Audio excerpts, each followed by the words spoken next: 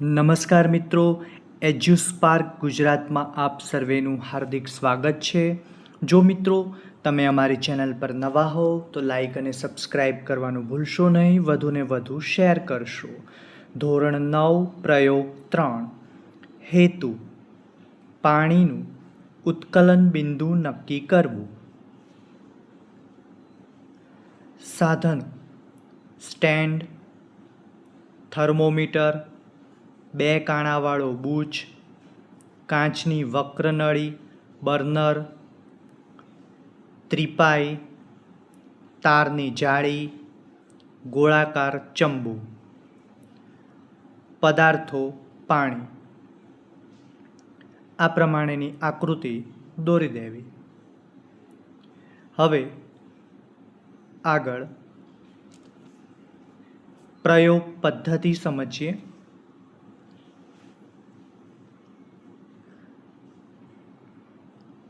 કાચના ગોળાકાર ચંબુમાં અડધા ભાગ સુધી પાણી ભરો. ચંબુને 2 કાણાવાળા બૂચ વડે બંધ કરો. તેના એક કાણામાંથી થર્મોમીટર અને બીજા કાણામાંથી એક કાચની વક્ર નળી પસાર કરો. થર્મોમીટર પાણીની સપાટીની અંદર રહે તેમ ગોઠવો. કાચના ચંબુને ત્રિપાઈ પરની તારની જાળી પર મૂકી બાકીના સાધનોને આકૃતિ પ્રમાણે ગોઠવો.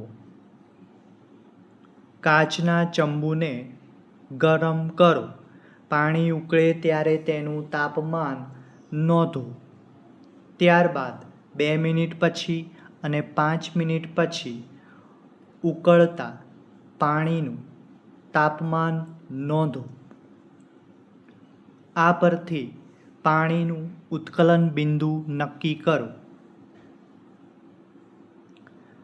અવલોકન: પાણી ઉકળે ત્યારનું શરૂઆતનું તાપમાન 100°C.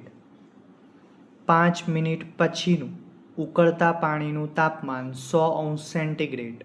10 મિનિટ પછીનું તાપમાન 100°C.